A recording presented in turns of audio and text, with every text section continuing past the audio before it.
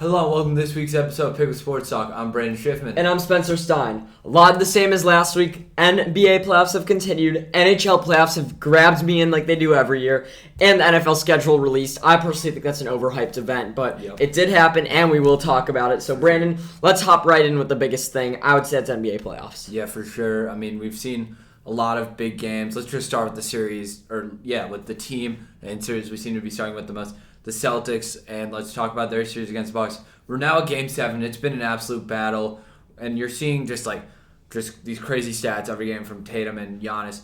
Let's just start with that. What have you thought of the series as a whole? So, I said before the series that this is the series I'm most excited about, even considering that Warriors and Grizzlies I thought would be great. Yeah. And I honestly, right now, think these are the two best teams in basketball. Game 7 tomorrow might decide the NBA Finals. I said before the series, the winner of this series would definitely be the Heat, and now I haven't trusted the Warriors too much, and the Suns are looking absolutely horrific. I think the winner of tomorrow's game wins this series, and I think a lot of that is due to the fact that these are two best players in the world. I could respectably say that no matter who these teams match up against, they will have the best player in that series because Tatum and Giannis. Yes, if you put Tatum against Steph Curry in the finals, people would say I trust Steph more because he's been there before. But right now, Tatum's playing better than him, and there's no doubt about it.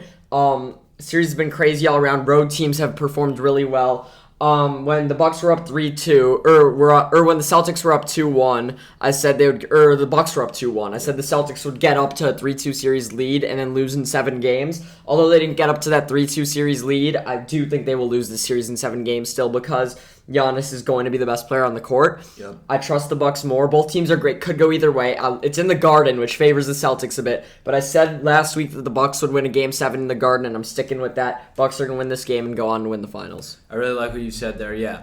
So Jason Tatum and Giannis look to be the two best players in the world right now. Tatum just looks to be unstoppable. So do you think that's true, first off? Do you think Tatum and Giannis are top 2 players in the world? Definitely, they look like two best players right now. I don't know, if you could argue some guys who aren't in the playoffs right now are better. For example, Jokic just came off the MVP. We'll get to that later. But yeah, Tatum looks absolutely dominant. I think this series is what we wanted Giannis versus KD this year to look like. I think we were expecting that the Nets would make it out, and this would be the series we're looking at. But we got Jason Tatum, who I've compared to KD multiple times. One player I feel like is falling under the radar somehow, and it's ridiculous to me, is Drew Holiday. In my opinion, he's the best, not only defender in the NBA, but the best hustle player in the NBA. I'm obviously not a basketball coach, but I can just imagine if I was a basketball coach, he's the type of guy I'd want to be playing for my team. There's never a moment when he isn't going 110%. He's always going for loose balls. He plays hard defense. He's a good scorer. He's just the type of guy you really want to have on your team, and I don't say that lightly. I mean, first off, I really liked your take about this being what we thought KD and Giannis would be. Here's why he's fallen under the radar, because everyone has. Yeah. Giannis and Tatum have been going off repeatedly. In Game 6, Tatum scored 46, Giannis scored 44. In Game 5, Giannis scored 40, Tatum scored 34. Not to hate on Drew Holiday, but a bigger name we haven't mentioned is Jaylen Brown. Mm-hmm. Early in the year, we were both saying this, when the Celtics were looking bad, we were saying, can the Brown-Tatum thing work? Because it looks like with them both averaging 20 points a game, it's not working. And now that Tatum's emerging as a star, Jaylen Brown's name is being left behind. Yeah. But it seems to me that the Celtics play better, with Tatum scoring 40, and then Marcus Smart being Defensive Player of the Year, Jaylen Brown being that running mate, Derek White's playing well, Al Horford, everything's coming together because of that. Yeah, for sure. I mean, both these teams have looked great for the entirety of the playoffs. I can guarantee you Game 7 is going to be a battle, and I think it could really go either way. Who you got? I think I'm going to take the Bucks right now. I just think they have the championship experience. But the Celtics, win or loss, they have really put me on notice this year. And I think that Jason Tatum has proven to everyone he is here and he is here to stay, and there is no one that can get in his way. I mean, you really look at Jason Tatum's career up until now. As I think a rookie in the playoffs, he went up against LeBron. They went up 3-1. I think LeBron won that series. But Jason Tatum dunked on LeBron. He celebrated in LeBron's face. This is a kid that has zero fear in him. This is a kid who wants the challenge always, and he wants everyone, and I think he will wind up being one of those guys who sticks around for a very long time in this league. Yeah, this morning I was watching our NBA preseason prediction special, which is fun to check out if you want to see how we thought of this playoffs to turn out for the season. Some W's. Spoiler, I had Lakers over Nets in the finals, so I don't know about that. But what I did say was that Jason Tatum, out of Luka and Zion, would emerge as a star of the next generation, and that has definitely happened. And I think there's an ongoing joke on Twitter that he's 20 years old. Because we still think of him as that young, but like he went through a long period of time where he was with Kyrie, he was with Isaiah Thomas first, then Kyrie, then Kemba. And they were losing to those LeBron teams, and now I feel like Tatum can finally emerge as a star. One more thing before we move on to another series. Grant Williams. A few years ago, there was a Tennessee college basketball team. It was one of my favorite college basketball teams of all time, Grant Williams and Admiral Schofield, who's now in the Magic. And Grant Williams is really emerging as a new version of Draymond Green. I don't say that lightly. He scored 2 points in the last 2 games, but he started in both games and made a huge impact. I love Grant Williams. That's a name to watch for the Celtics dynasty that's coming. Not dynasty, but the core they're building for years to come. Yeah, for sure. He's a player that, I like that you brought him up. He's a player that really, his game goes beyond the stat sheet. Hustle player, good defender. He's gritty out there. Great player. Reminds me so much of Draymond Green. Mm-hmm. Let's move on to the other series that's still going on. Suns versus Mavs. I think I had Suns in 5 or 6. So did you. But this is going 7 games. And before we talk about the Suns' disappointment, I want to talk about Luka Doncic. Yeah. Luka Doncic, before I think the Bucks game last night, had the same averages in the playoffs as Giannis. And we're all talking about Giannis being the best player. He's averaging 30 and 7.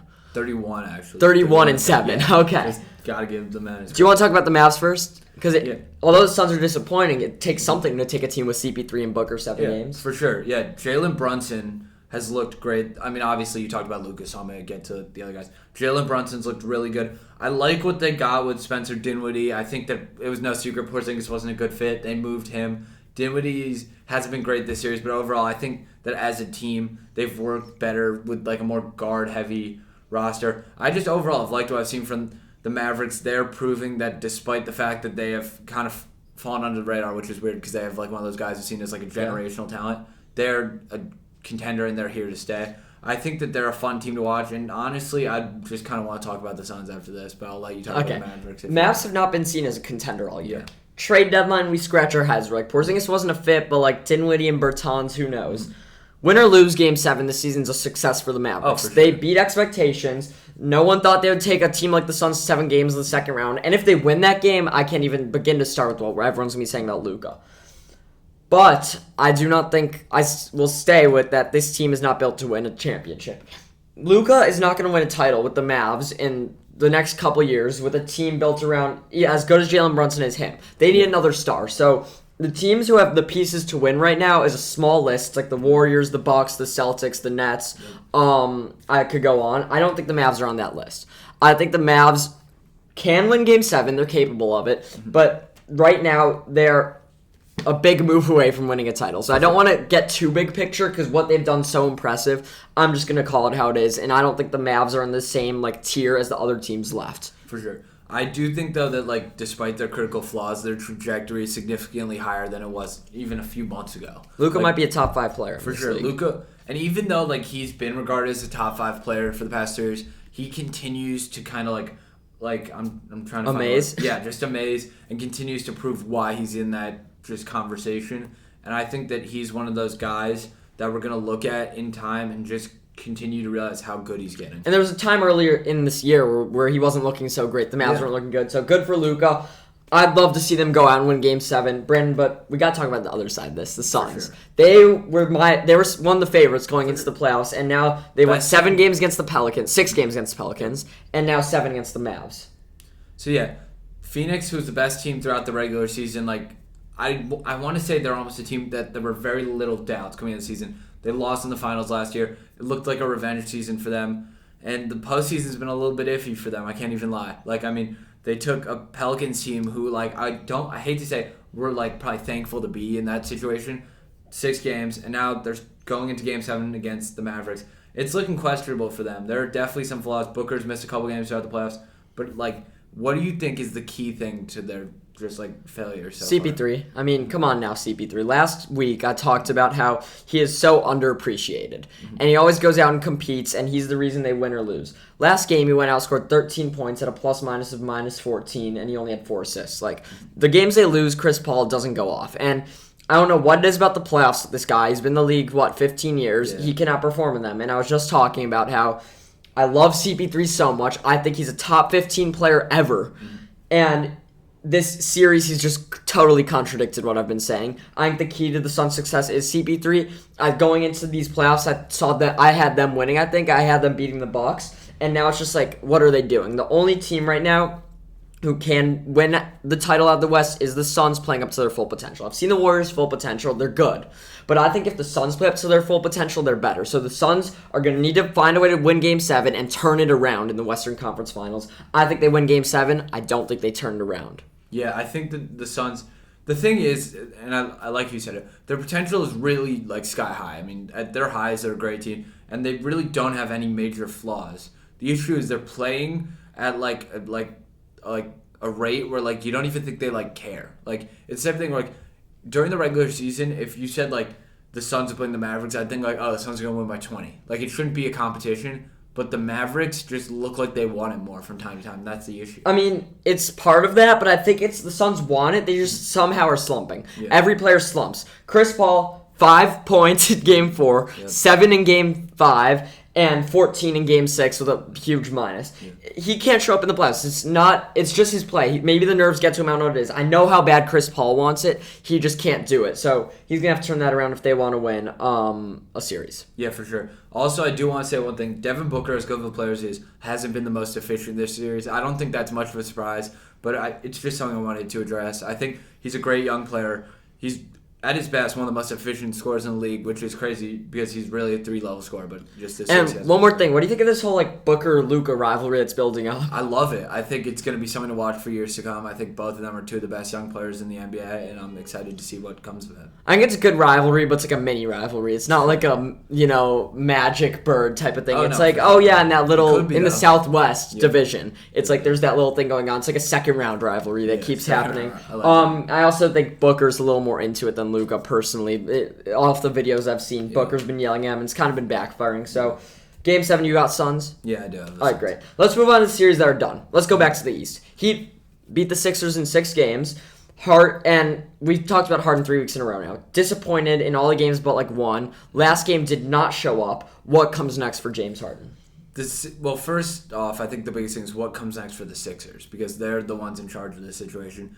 And I think, in my opinion, you almost have to pay James Harden because you can't let him walk, but they really shouldn't. That's my opinion. He has failed them continuously. They basically gave away players, I want to say 3 through 7 in a trade for him, and just it didn't work out. They were supposed to win this title. This year should have been the Sixers. I mean, year. From the deadline, Harden failed it. I mean, I would say it was supposed to be the Nets year. I don't think it was ever supposed to be the Sixers year. If they started playing well after the deadline, maybe. Why do you think they have to pay him? I'm confused by that. I think because of how much they put into getting him, letting him walk. So digging into a deeper hole would help? Yeah. No, I'm saying letting him walk for free would just basically just diminish the entire trade. It would just basically. They can't pay him the Supermax, period. They shouldn't, but what I'm saying is I think they'll feel pressured to because of how much they gave away in order to get him. I think that they'd see it all as a net loss to just let him walk. And I think paying him the Supermax will be an even bigger loss. I do you think that's agree, what? I think the Sixers are going to make the wrong decision and wind up paying him. I don't. I think that they're smart enough to see this man is not worth, $220 million. And I think, although letting him walk looks bad, paying him $220 million for 5 years, and then him playing like he did in these playoffs for years to come and being washed and being Luol Denged, how he got in his contract with the Lakers, is not the solution. For sure not. They should try and pay him. They should try and keep him. Yeah. Paying him the Supermax, not an option. Pay him is option 1, let him walk is option 2. Harden, if I were the Sixers, now that's what they should do, and that's what I think they should do. If I'm them, let him walk. He's not the same guy, or maybe if you could get him for good value, but they're not going to. Harden's done. He's done. I will say it right now. He's done. He's looked awful recently. He's not aggressive going to the hole. He needs to be a scorer. That's why I'm going to say this. This is going to be a very hot take. I don't want this to happen as a Laker fan. He fits well with the Lakers. Ready? I don't want that to happen. We've already had AD, LeBron, Westbrook. We don't need another old guy. Here's why. 2010s legends. I think Harden and LeBron's a good duo. Here's why. LeBron is at his best when he's facilitating and he was forced to score this year. Harden is at his best when scoring and he's been forced to facilitate in the past. You put those two together, LeBron can be himself, Harden can be himself. You could have facilitator LeBron, scorer Harden together. That's why I think that works. Should it happen? Hell no. Yeah. Do the Lakers have the assets to make that happen? Hell no. I'm just saying, if you're building a team from scratch, that's a duo that could work because they're contracting options. The only way Harden can do something is if he goes to a team by himself and starts being a scorer. That's end of story. It's not going to work with him. Orlando Magic, James Harden. That would be great. Could be putting up some great numbers. Let's get to the other side because the Sixers just disappointed. Embiid was hurt, whatever. He was not better than the Heat alone. I've liked the Heat all year. Jimmy Butler after the game said, Tobias Harris over me to the Sixers. Like, we love to see that out of Jimmy. Brandon, what's next for the Heat? The Heat, I think, they're going to the Eastern Conference Finals. My biggest thing is their matchups against each team. I think that overall, you've been saying it all year. I've been agreeing with you. Their depth is their biggest asset, and even as they've kind of cut guys out of their lineup in like Duncan Robinson, they still look to be super deep. They have a lot of playoff experience just overall as a whole, and I think that they matched up pretty well against the Celtics. The Bucks would be the team I'd be more scared to match up against personally. And I just think, as much as I'd like the Giannis Bam matchup, just like for the Heat, I know that they know that the paint would be secure with Bam. I'd still be worried about that. I very much disagree. I actually think the Bucks are a better matchup for them. Here's why. Because the Celtics are built similar to the Heat, depth-wise, aggressiveness. They're just better. They have Jason Tatum, who's better than Jimmy Butler. They play just as aggressive on defense. They're deep, and I think they're just a better version of the Heat. Although I don't think the Heat have a chance against other teams, they have a better chance against the Bucks because maybe they play the game that they need to. Maybe they stand up defensively, find a way to hold Giannis under 40, and if Middleton doesn't come back, the Heat can make some noise. Deal, yeah. So I think that's why it's a better matchup. I don't think they beat either of the teams. There, back to the Heat depth thing. Yeah. They have Oladipo on the bench. Like, how about that? Yeah, they just have so many players. You said Duncan Robinson, they're not playing. And what's interesting is these nobodies come out and start starting for the starting line. Yeah. Gabe Vincent started Game 5. Like, how about that? Shout out Eric Spoelstra. Like, he's a great coach. He's a genius. I don't think they have a chance in the next round. It'll be interesting to see how it works out. I'm excited to see what comes of that and who they wind up playing and how it works out. Let's go to the West real quick. A series just wrapped up. Warriors 4, Grizzlies 2. Warriors 1-6. Game 5 was a big game, but I want to talk about Ja's injury personally. Yeah. You wanted to start this or no? Sure, I'll start it. I think that the series ends in 6 games with or without Ja. Yeah. I'll just start by saying that. You could take the rest. Yeah, so Ja got hurt. It was a pretty big deal. He called out Jordan Poole. He said it was a dirty play. It was not dirty play, by the way. It's not even that it wasn't a dirty play. Ja, for what Jordan Poole did, he basically touched Ja's knee, and Ja's claiming that that's the reason why he's missing. He was going to miss the rest of the playoffs. So I personally think that Ja was probably injured coming into the game, and just that was. I think many of the Grizzlies, by the way, after watching the video, admit it wasn't dirty. I think Taylor Jenkins said that, by the way. Yeah, the biggest thing I want to talk about from this series is the Grizzlies have kind of become a liked team around the league, and Dylan Brooks is kind of hurting that because he called the Warriors old and called himself a dynasty. Himself or the team? I think he said I think Draymond Green said it he was I'm a dynasty. To Draymond Green. Let him be Dylan Brooks be Dylan Brooks. It's just he said we're coming. Yeah, it's just that. I don't think that hurts him that much. I mean, I think people like the determination of Dylan Brooks. I've liked him. I liked him for most improved player before the season, and he did improve. But I want to talk about the series a little more. We've already seen Game 1 and 2. Game 3, the Warriors blow out at home. Game 3 is the game Ja got hurt. Yep. So at the point of Ja's injury, Warriors are up 2-1 going into a home game. The home game without Ja Morant, they win close margin. Yep. I think that they win that with or without Ja Morant. Do you agree? I think Ja obviously helps them, but you can always go against him and say, well, the record when Ja has to play has been really good. What I think about Ja is that it's not the Grizzlies lost by 4 that game, Ja Morant makes up 5 points. If Ja Morant's in the game, the Grizzlies play completely differently. And I want to relate it on a very different scale to Baker Mayfield with Odell Beckham.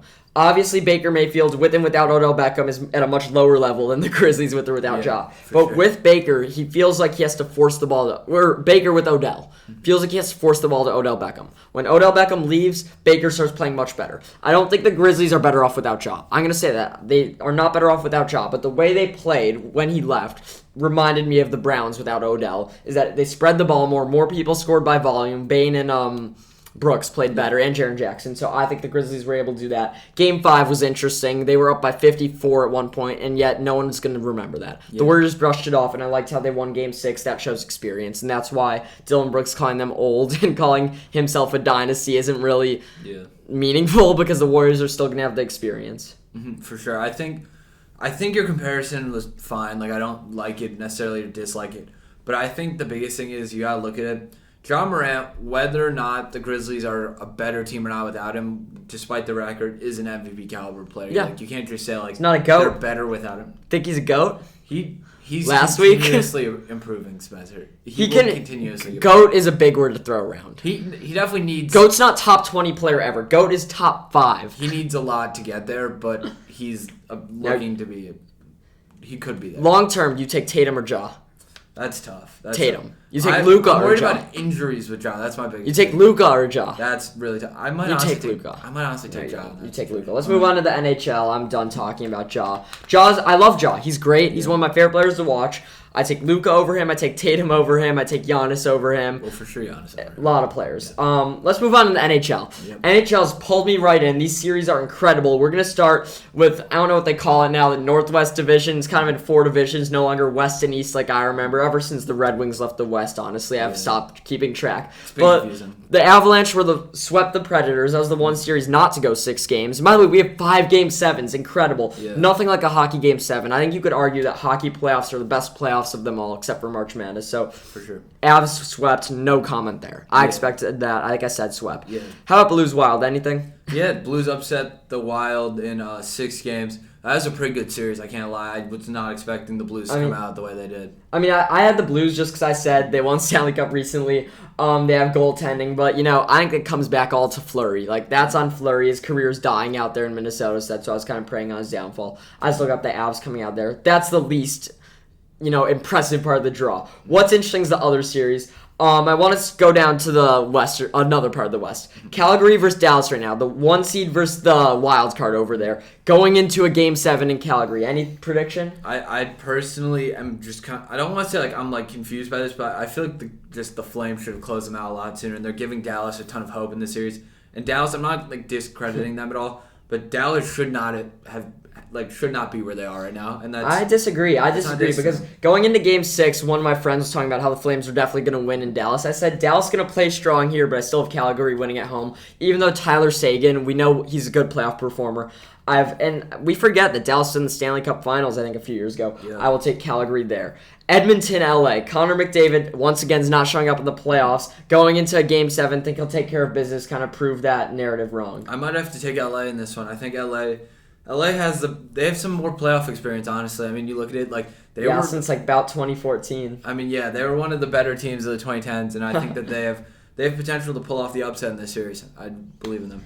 At the beginning of the year, I think you had Edmonton going to the Stanley Cup Finals or somewhere pretty far, and I said no way because they can't take care of business in the playoffs. I will keep with that trend. They have maybe the 3 best players in the series, and yet I don't think they're going to get it done. Yeah. Let's move on to the East. I'm much more interested in the East personally. We were just watching Carolina-Boston. This game is not over. Carolina's up 3-1 the third. I have Carolina still taking it, but it's kind of hard to analyze a game as it's happening. How about Pittsburgh and New York? That's been a good series as well. Pittsburgh's looked good. Crosby's looked good. New York has also looked good. I mean, it's tough. I think that it's really been back and forth this series. I'm going to have to go with New York, though. Going into the playoffs, I thought Toronto-Tampa was going to be my favorite series. This has been my favorite series. I love watching the Rangers. I said it last week. Lafreniere is great to watch. They have the best goaltender right now in hockey, in Igor Shesterkin. But they've looked worse in this series. They honestly should not have won Game 6. It was a massive comeback. I think Pittsburgh's going to win on the road to win that. Still got Carolina out of that section. Panthers, Caps. Did you watch last night's game? Pretty interesting. I did not get to it now. But yeah, Panthers closed out the series in 6. Playoff Ovechkin, did he show up? I mean, he did show up. They were up in the series 2-1. Yep. Interesting note. Player on the Panthers who won the game last night, his name's scraping my mind. He won the last 3 games of the series in a game winner. I think that's pretty impressive, whether you're a hockey fan or not. Carter Verhaeghe, 3 straight game-winning goals in this series. Interesting note. That's the 1 seed being the 1 seed. And now, biggest Game 7 of all. Toronto and Tampa Bay tonight. We've been talking about this series a ton. Will Toronto break the playoff losing streak? They haven't won a series since 2004. I don't think so. I've been high on. I've been high on Tampa ever since last year. Ever since last year, I bought in at a medium high price. I'm sticking with them because I don't really have much of a choice. I think the Bolts are going to take it here in Game 7. Andrei Vasilevsky's the most reliable player in hockey. He's the Bolts goaltender. Everything in my mind's telling me go Maple Leafs. They're going to break the streak. Nope. But Vasilevsky, I got to trust him. The Maple Leafs are a better team. The Bolts are a better team in Game 7s. Give me the Bolts there. That's the playoff experience. Oh, yeah, that's playoff experience. We'll keep you guys posted on the NHL in the next few weeks. I'm rooting for the Maple Leafs there. I'm not going to lie. I rarely root for Canadian teams. I will root for them. Yeah, I completely agree. Let's get some NFL. You said it earlier at the beginning of the episode. You said the schedule release was a little bit overhyped. I personally kind of agree. I mean, they were doing power rankings for every team's schedule release. We knew who they were playing. Yeah. That's what makes me angry. We know what every team, who they're going to play because of the scheduling algorithm. All we learn is what order and what games are on Monday Night Football. If you ask me, it's marketing by ESPN. No, for sure. But what I'm saying is there was literally power rankings I saw on TikTok of oh, well, I thought the Chargers release was great, how it was in anime, and then someone was I thought the Bears was good because they had the players draw other teams' logos. It's whatever. Let's skip all that, get to the real football. Let's start with the Bears. Yep. I want to go through game for game. You can just read, and I'll tell you if I disagree. Week 1, San Francisco 49ers. Just L or dub. I'm L here. Okay. Week 2, Packers, L. Week 3, Houston, big dub. Statement game, for sure. Week 4, Giants, win. Week 5, Vikings, don't think so. Week 6, Commanders. All right, come on, hurry it up. I'm going to take it. Up. Week 7, New England loss. Week 8, Dallas loss. Week 9, Miami loss. Week 10, Detroit win. Week 11, Falcons win. Week 12, New York Jets. Could go either way. I'm going to go loss. It's a tough one, I know. Week 13, Packers loss. Week 14, bye week. Absolute dub. We need that. Week 15, Philly. I think it's going to be a loss. That could be surprising this year. Week 16, Buffalo. They're the best team in football right now. Week 17, Detroit. Give me another Detroit win. Week 18, Minnesota. I think I'm going to go with the loss here.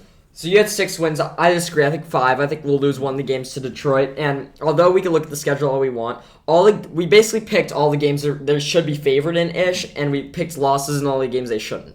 I think they'll probably take one against Minnesota. They might lose to the Commanders. I think they could take one against Miami or the Jets, but they could lose one against the Giants. Yeah. Who knows? I think the over-under should be 5.5, not 6.5, though. Mm-hmm. My goal for the season as a Bear fan, Justin Fields MVP, number 1 pick. Never happened before. There's no way we win 2 games and Fields gets MVP. That's best case scenario. That'd be sick. That'd be really cool. All I care about is Fields emerges as a top quarterback. Next year, if we could draft Jackson Smith and Jigba, we are looking great. Yeah, for sure. I like you said, the biggest thing right now with this season, at least in my eyes, is just build more confidence in Fields. Yeah. We need the entire city behind him. We don't need any question marks around his name. Fields needs to be undisputedly our guy. Yeah. So now to use the schedule release as an excuse to get some other NFL takes. My favorite thing. I want to start with the Saints. Jarvis Landry, Tyrone Matthew. I don't think we've covered it. We might have talked about Matthew slightly. Have signed with Who Dat Nation. What do you got to say? The Saints should be considered a better team than they are. And I think that doesn't really make sense, but it should. Jameis Winston's a fine quarterback. Okay. Their offense is pretty good. They have a good receiver core now. They have Olave, Michael Thomas, who last time we saw him was the best receiver in the NFL.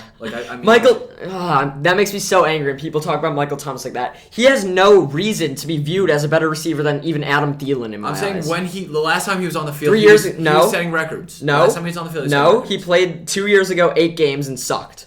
Okay, well, I was having a debate with our Saints fan friend. The last full season he had, he was the best receiver. I do not trust Michael Thomas. Here's why. Yes, he was good 3 years ago. When have we seen a player be bad for 2 years or not play for 2 years and come back good? 2 years ago, he was playing hurt. Okay, playing hurt, bad 8 games. That's respectable. You could say if he came back last year. Last year, he skipped the whole year. Yeah, he was hurt. I can't put any trust in Michael Thomas whatsoever at all. I put more trust in Darnell Mooney.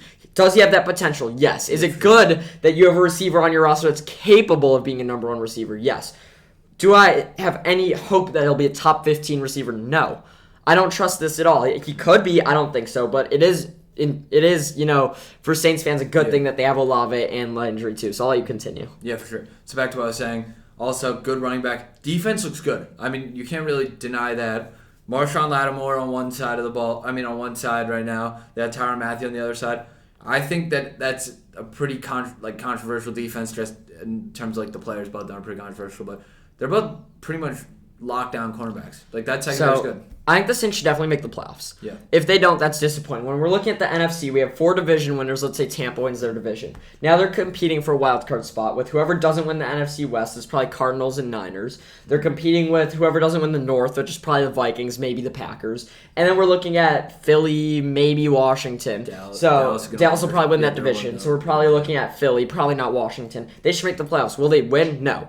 And all I see is them prolonging this little Drew Brees period. Yeah. Carries over. Post-Drew Brees. I think we're carrying on this period of Drew Brees, like getting to the playoffs, not doing well. Because although he's gone, and I love Drew Brees, it's still the little Michael Thomas, Alvin Kamara. It's like we're good, we're not good enough. We're pretty all it's good, going to be is another. It's just another year for the Saints to have not good cap space, be good and not great, and then push the rebuild. All they're doing is pushing the rebuild a couple years away. So at least the Saints, I will say, good for Saints fans for having an exciting season. I'm down that the Bears are not going to have a fun season. But what I do know is we're going to be Super Bowl contenders before them. I'll leave it at that. I like that. On a worse note, Jerry Jeudy, Denver Broncos arrested. We're not getting into the rest too much, but if he misses games, which I honestly don't know if he will, I don't think it's definitely up in the air right now. It's up in the air. How big of a deal is that? It's a huge deal. I mean, they do have a good receiver core, even without him, but he's one of the better young receivers in the NFL, and it would be a huge loss for the Broncos if he doesn't play for them this year. Yeah, if he doesn't play for them, a huge loss. Russell Wilson needs his weapons, even with him. To start talking about the AFC West, I think when I look at all these big posters, like who's the best contender on the AFC, and I'm seeing the Broncos as one of the logos, not in the other category. I don't mess with that. I honestly think I like the Raiders more than them. They're in division. Thank you so much for saying this.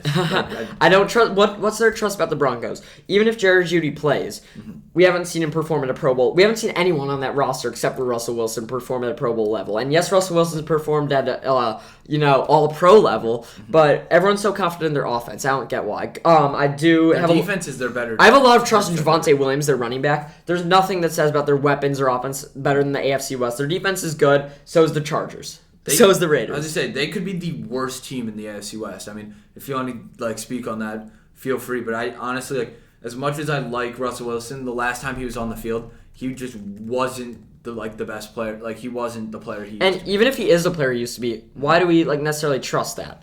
What says that they are good enough, even with Russell Wilson performing at a Pro Bowl level at their grade? Yeah, their defense is good. I think the biggest thing is their defense. Their secondary's elite. Surtain, I think they still have Kyle Fuller. Surtain's one of the best cornerbacks in the game, period. I mean, and he's only getting better. Who says he's I don't know about that. Has he played 1 year, 2 years? 1 year. 1 year. He's great. A lot of potential. For sure. Probably will be a Pro Bowler, but I don't think we can necessarily say, people talk about Surtain like he's Jalen Ramsey. No, he's not. But I think he definitely, for a first-year cornerbacks, he was amazing. He was phenomenal. Yeah.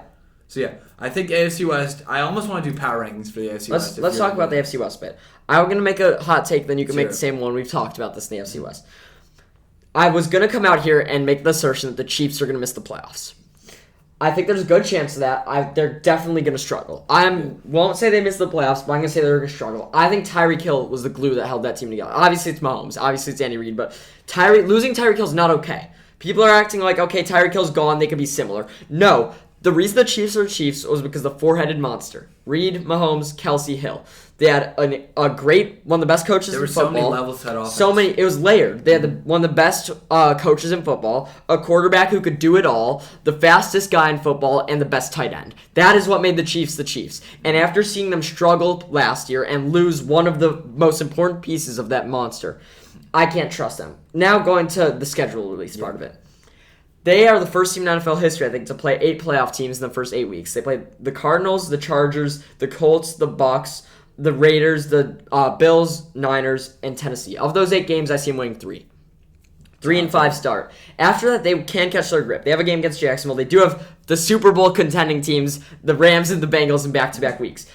I see them struggling a lot. Can they get to 9 wins and get in? Yes. My prediction for them is 9 wins. So I think they can very well do that and get in on a good year. Do I have trust in that? No. I would not bet on them. I think it is a good call to say they might miss it. Brendan, take my attention to the team we both have winning this division. I want to talk about the Chargers a little bit. So the Chargers, Spencer and I talked about this a little bit the other night. In my opinion, the Chargers not being considered a top maybe 3 team in the AFC is blatant disrespect. If you look at them right now, on both sides of the ball, they're a top 5 team. They have one of the best young quarterbacks in the NFL, one of the best running backs in the NFL in Austin Eckler, one of the best receiving corps in the NFL. O-line is solid right now. They have Lindsley, Rashawn Slater, and I'm forgetting a few names. I know that for a fact. Their secondary is elite. J.C. Jackson, Derwin James.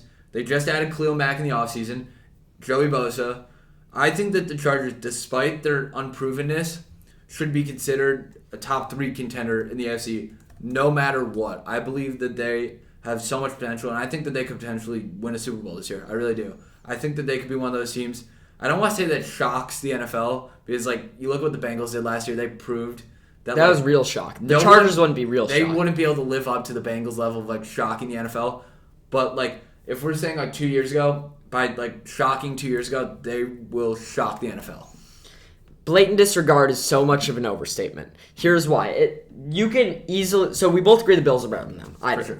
You can easily argue the Chiefs are better. You can easily argue the Bengals are better. You can easily argue a team like the Browns are better. You could throw in a team like the Broncos. So I don't think blatant. I think blatant's an overstatement. I regard them as a top team. But Super Bowl contender, I'm not sure. I don't trust them to go far. Here's why. It's inexperience. Bengals did it last year with inexperience. They are an exception. We will not see that 2 years in a row. Who on that team, outside of J.C. Jackson, has any playoff experience? Tell me. That's the issue. That really is. They're a very young team. Justin Herbert's top 10 quarterback. Austin Eckler, I think, is going to have a down year because last year was so good for Here's him. why. When running backs turn 27, you see historically a drop-off. Guys have done it before. I don't know if Eckler will. The receivers are good. Keenan Allen's good. Mike Williams is good. You never know what Mike Williams is going to do. I like that they drafted Zion Johnson this year's draft. They have a good O-line, but putting it all together is the question. You know who else looked great on paper? The Nets and the Lakers. You saw it happen to them. The Chargers are good. Super Bowl contenders, possible, but I don't trust it right now. Who knows? We'll see when the season gets underway, but I think blatant disregard's an overstatement to be defending this team like there's no doubt in there. I just think right now with everything that we see, especially in the offseason, the offseason is very much like a bird's eye view angle. You see everything, you piece it together, and there's no, context really to it. You don't see injuries, you don't see things like that. Right now, from my bird's eye view I have of the NFL in the grand scheme of things, I think they are very much in the upper echelon. Yeah, they're in the upper echelon, but Super Bowl is a stretch. Do you like the Bengals more than them? I do. Coming off their run, I think it'd be hard to. So we have two teams above them. The Chargers, we both have better than the Chiefs. I just preached on how the Chiefs would struggle. But if both teams, if they're playing each other in the playoffs, I'm taking the Chiefs. I'm high on the Browns too. So, without getting into the whole NFL, I'm high on the Browns. The Amari Cooper acquisition's huge. If Deshaun Watson can't get on the field, it's a good team. That's the we'll see. We're so far away. Brandon, 2-word Super Bowl prediction. 2-word. Right now? 2-word. It's tough. 2-word. I was getting there. 2-word. I was getting there. Bills.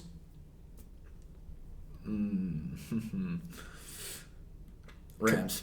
Okay. Bills, Bucks. Done. I promise you, I'll make this promise, we will not talk about the Super Bowl for at least 2 more weeks. Brandon. 2 more weeks. 2 more weeks. That's gonna be that was solid. Us. We will keep talking about the NFL, though. Even though the NBA and NHL playoffs should dominate the storylines, and MLB is looking good, although the Cubs right now have the 3rd least wins in baseball. Yeah. We will make sure to keep the NFL alive. One last thing, NBA-related, Brandon. Jokic won the MVP despite last week. You talked about how the NBA.com posted Embiid MVP. What do you have to say about Jokic MVP? He really did deserve it. You could really argue for both of the guys, but Jokic, despite the fact that a lot of people don't like him for his play style, he is one of the best centers we've seen in a very long time. I was going to say about Jokic, I'm glad he won it. I thought he deserved it more. I think it makes him even less liked because he's not that exciting to watch and he hasn't done much in the playoffs. And to be honest, it's kind of funny that when we're talking about the top players in the NBA, I don't put Jokic there. He just slips my mind. I think about him. I just consciously say I like Tatum more, I like Giannis more, I like Luka more, I like KD more, I like Steph more, I like LeBron more. The list doesn't go much further. I'll say I could go on. I'm not sure if I can, but there's definitely 6 above him, and he's won back-to-back MVPs. I think that's pretty rare. Next year, watch out for the Nuggets, man. Watch out. Yeah, for sure. When they get fully healthy, they're going to be a scary team. So we got to a lot of good stuff this episode. Next episode, I think, is going to be just equally as exciting as the NHL playoffs go on, NFL offseason, like we said earlier. So, yeah, thank you so much for watching. Thank you. NBA playoff predictions next week. Be sure to watch all the Game 7s. We got 3 in the NHL today, 2 in the NHL tomorrow, and 2 in the NBA tomorrow. So it should be fun. Playoffs, man. Nothing like it. Yep, for sure. Thank you.